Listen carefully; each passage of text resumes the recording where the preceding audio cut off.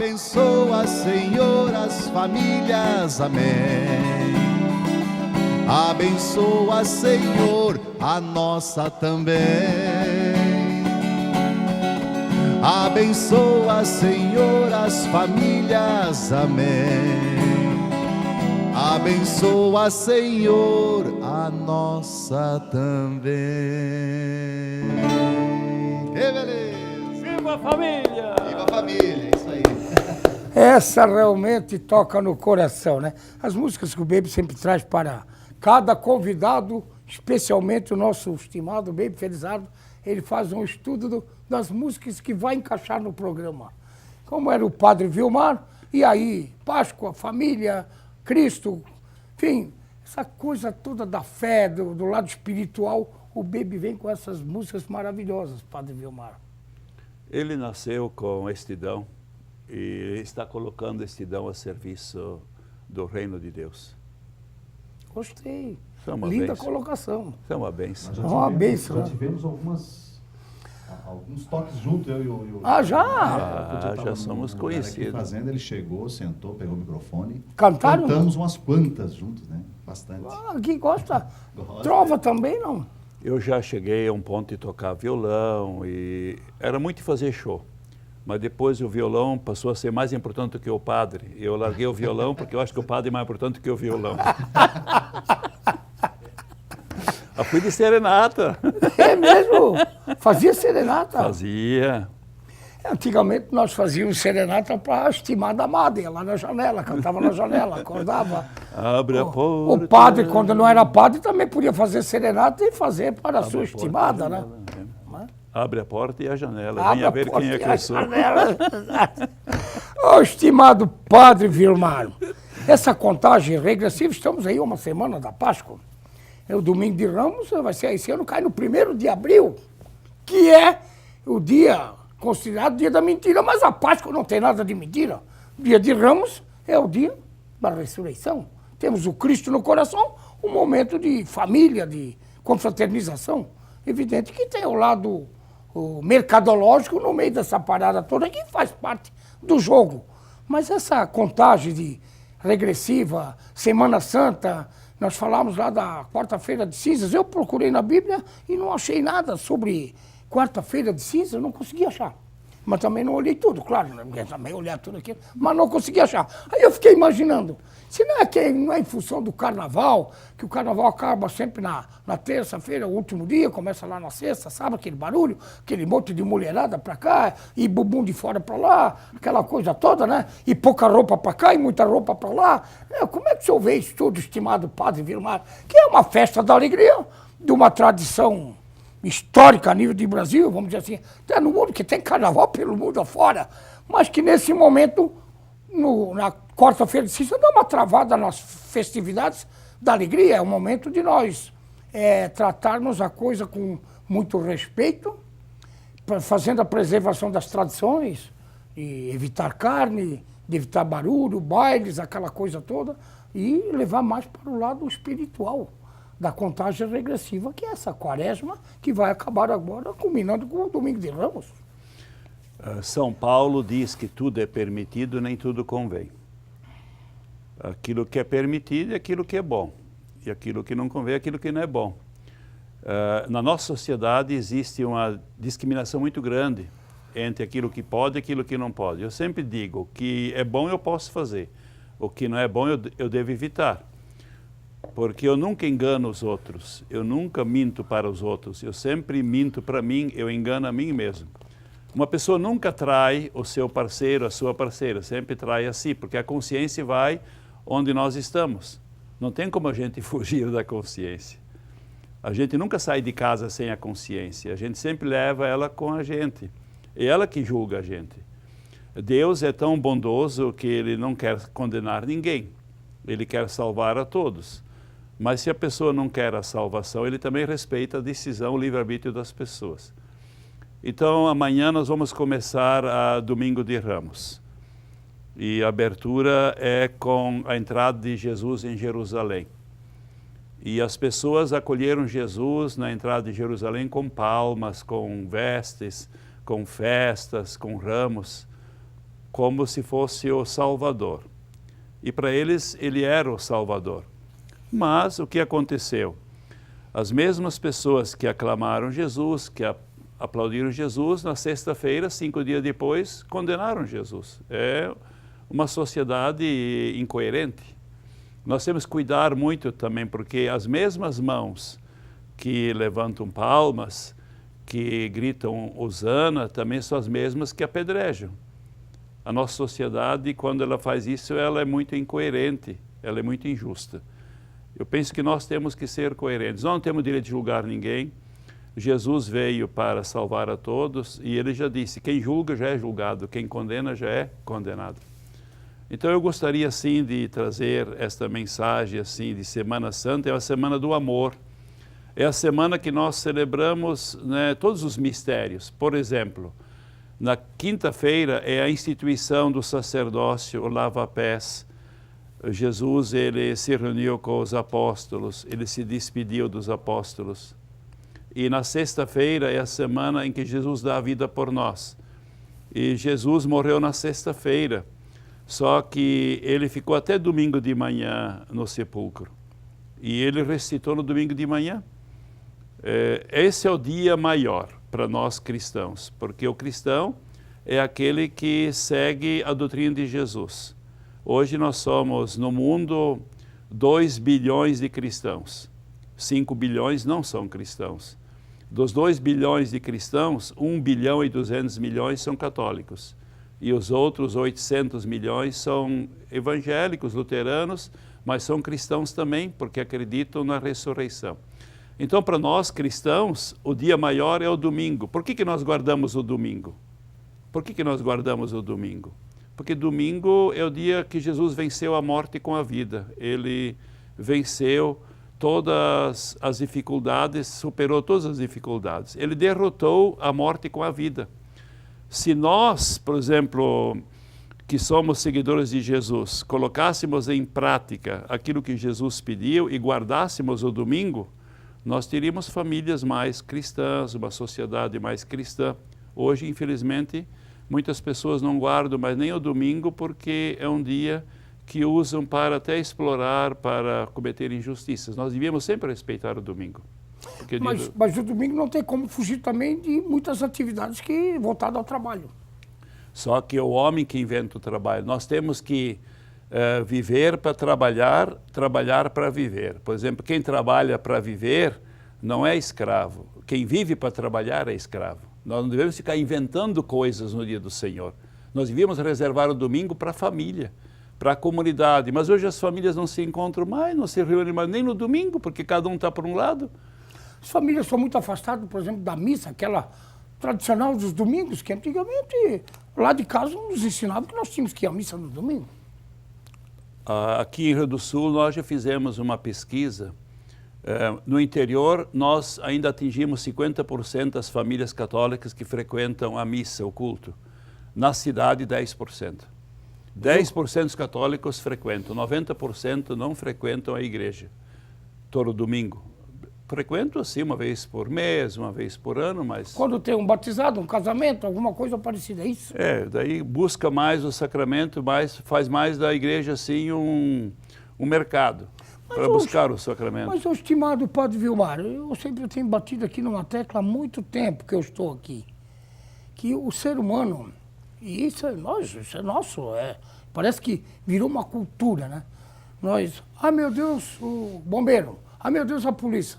Meu Deus do céu, vou lá na igreja rezar porque eu estou com um pepino muito grande, briguei em casa, estou com problema no trabalho, estou com problema financeiro. Me parece que só nessa hora que Deus é tão bondoso, se Deus está sempre ao nosso lado, está presente em todos os lugares. Jesus, depois da ressurreição... Parece que é só quando a água bate no bumbum. Mas Jesus garantiu que depois da ressurreição, ele disse, eu ficarei com vocês até o fim dos tempos. Jesus está sempre presente. Nós não enxergamos ele com os olhos físicos, mas nós enxergamos ele com os olhos da fé. Mas ele nos assiste, nos vê onde nós estamos. Não tem como a gente escapar do olhar de Jesus, porque ele, depois da ressurreição, ele chegava num ambiente fechado e dizia, paz esteja com vocês. Mas de onde você veio? Nada mais né, ataca, nada mais, né, segura a presença de Jesus. É isso que nós temos que colocar no nosso coração. E eu sou obrigado a continuar o trabalho que Jesus fez, porque Ele pediu para nós continuarmos, né, e de evangelizar.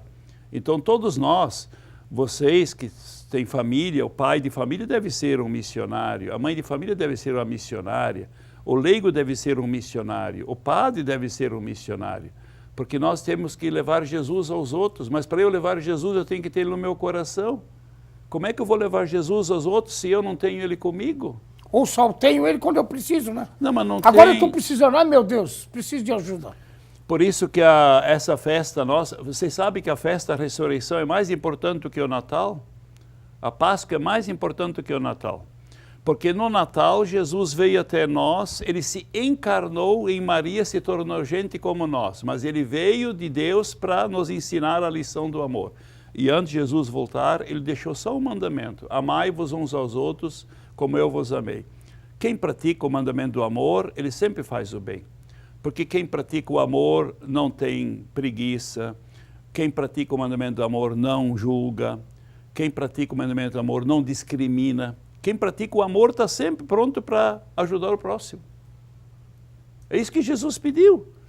Será que é tão difícil a gente botar isso na cabeça, amai-vos uns aos outros? É que tem uma música que o Baby conhece muito bem, que é aquela, só o amor constrói, né? Depois E é só o amor que constrói. Depois é o Baby podia até tocar essa música para nós, né, Baby? Essa é do amor, né? Vamos aproveitar esse momento, né? Porque não tem. É só o amor que constrói, não existe outra maneira. Porque o amor liberta. O amor, ele vai sempre... Quem tem amor sempre tem pressa em ajudar o outro. E quem não tem amor está sempre entrevado. E Jesus disse, eu vim para servir e não para ser servido. Quem ama está sempre pronto para servir o próximo. E a gente falava lá no final do primeiro bloco, e eu fiz a pergunta para tocar na volta. E como nós entramos para o lado agora, para o outro caminho, eu vou voltar lá. Esse lado virtual que o estimado Padre Vilmar falava lá no encerramento do primeiro bloco. Que as pessoas estão deixando de conversar, e deixando de conversar você deixa de amar, você deixa de tocar, de beijar, de abraçar. Isso também está levando essa desconfiguração das famílias também. Os filhos hoje não nascem mais em lares cristãos. Há uns anos atrás, o pai e a mãe, eles eram cristãos. Eles rezavam em casa com os filhos, ensinavam os filhos a rezar. Hoje, os filhos não aprendem mais a rezar em casa, porque o pai e a mãe estão terceirizando tudo. A moda hoje é terceirização. E o pai e a mãe estão terceirizando a educação, a religião. Eles levam a criança para a escola, eles acham que quem vai ensinar é a escola. Não, é o pai e a mãe que ensinam. A escola instrui. Eles levam a criança na igreja para dar catequese. Quem catequiza é o pai e a mãe, porque o pai é o primeiro catequista, o pai é o primeiro professor, a mãe é a primeira catequista e a mãe é a primeira, o pai é o primeiro catequista. Não tem onde escapar. Porque paternidade é 24 horas maternidade. Na verdade, estão jogando a coisa para frente, né? O casamento pode não dar certo, Neri, mas você continua sendo pai. De repente você não é mais esposo, mas você é pai. Não é mais esposa, mas é mãe. Isso é 24 horas. Quem é pai sabe qual a missão que ele tem. E o pai e a mãe estão em lugar de Deus. E muitos pais esqueceram isso, por isso que estão terceirizando para os estranhos. Quando não terceirizam para os avós e bisavós. A verdade é que a coisa, o Padre Vilmar, e a vinda do Papa Francisco, o nosso gringo, como é que é? O argentino. Mário Jorge. Sim. Mário Jorge, né? Sim. Bergoglio? Bergoglio. O Bergoglio. Ele veio com essa simplicidade, esse coração cheio de amor, e para fazer essa revolução na Igreja Católica, que é importante, que está acontecendo muita coisa. Mas me parece que as famílias ainda não entenderam muito isso, né? Porque as famílias não estão entrando no clima que precisa começar lá dentro de casa, na verdade. O Papa está agora há 5 anos no pontificado. A primeira reforma que teve que fazer foi dentro da igreja, porque o problema estava dentro. Tinha muitos problemas, né? E tem. Muitos escândalos, inclusive, né? E continua, por exemplo, hoje, né, em Roma, ele fez uma pesquisa em Roma, o que vocês mais precisam das pessoas que estavam na rua? E as pessoas achavam que era alimentação e roupa. Não, era um chuveiro para tomar banho. Ele mandou construir chuveiros no Vaticano para as pessoas terem um banho digno e botar uma roupa limpa. O que adianta a pessoa ganhar roupa limpa se não consegue tomar banho? O banho é mais importante do que a roupa. Porque a pessoa tem que estar limpa. E para limpar precisa de água. E ele teve muitos entraves lá, porque muita gente tradicional, a igreja muito cheia de normas e burocracia, e ele conseguiu romper muita coisa. Ele hoje é um exemplo para nós de missionário. Aquilo que o Papa está pedindo hoje, eu sou padre de 35 anos, ele está 5 anos no pontificado. 30 anos atrás eu já fazia isso. Que eu Já se pedia isso. Eu sempre achava que nós não podemos ficar na sacristia, nós não podemos ficar na casa paroquial, nós temos que ir até o povo, estar no meio do povo, senão você não conquista o povo. Aquilo que a gente tem que ter pique, tem que ter disposição. Vontade. Vontade. E é o que a gente vê você fazer, é verdade. É verdade. É porque o padre viu bastante aqui. A gente conhece a história de muitos padres que por aqui passaram. Aliás, vou voltar um pouquinho o tempo para encerrar esse bloco. Baby. E as pessoas da velha guarda sabem disso, do padre Francisco Spete, o padre Chico, que ia de bicicleta, quando a gente era garoto, muito pequenininho, na casa das famílias, claro, não tinha carro mesmo. Mas tinha uma carroça, cavalo e bicicleta. Ele ia de bicicleta para conquistar o povo, trazer esse povo para perto de Deus. Ele fazia isso, que é o que o padre Vilmar faz hoje. Visita as famílias, as comunidades. Tem que ir atrás, é verdade. Tem que conquistar. O padre Chico Francisco Spete fazia isso há 50, 70, 80 anos atrás aqui no Sul. E nós precisamos hoje colocar os pés no chão, porque não adianta você andar de carro no meio da cidade se você está longe das pessoas. Aquilo que a gente faz, eu gosto de caminhar no meio do povo, andar de bicicleta, e na caminhada eu já consigo conversar com as pessoas. Muitas vezes eu saio do Santana às 6 da manhã, até chegar aqui às 7, eu já passei por 40, 50 pessoas, já consegui dizer um bom dia, porque é interessante essa experiência que a gente tem com os garis. Eles começam às 5 horas da manhã, recolhe o lixo que nós jogamos na rua. Nós devíamos colocar o lixo no lixo, jogamos na rua, depois pagamos gente para juntar o lixo. E quando a pessoa que varre o lixo, um gari, a gente cumprimenta, ele fica até assustado, porque deve ser muito humilhante juntar o lixo que nós jogamos na rua. É verdade, ser muito humilhante mesmo. Deve ser muito humilhante. E como faz bem você dizer um bom dia para uma pessoa que está de manhã cedo já na rua, deixar a família para poder, né, estar servindo a comunidade. Essa é a simplicidade do Papa Francisco, que é o que você pratica. Tão simples cumprimentar as pessoas, dar um abraço, um bom dia, tão simples. A pessoa só quer um carinho, um pouquinho de carinho.